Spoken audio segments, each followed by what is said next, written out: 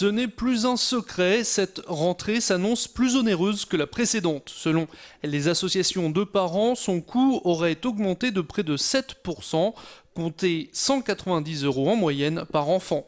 Les hypermarchés restent les magasins les moins chers pour acheter des fournitures. En revanche, ce sont dans ces hyper, justement, que les prix augmentent le plus cette année selon l'association Famille de France.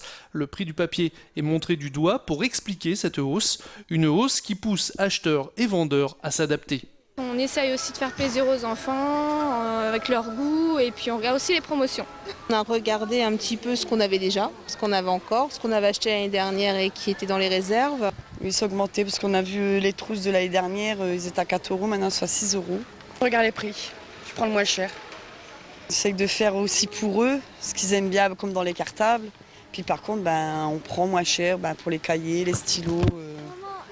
Voilà. Comme ça, ils ont la marque sur eux et dans le cartable, on voit pas de trop, quoi. On fait avec son porte-monnaie aussi.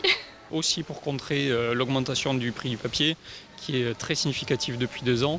Donc effectivement, on a augmenté notre gamme de produits à marque propre, marque distributeur.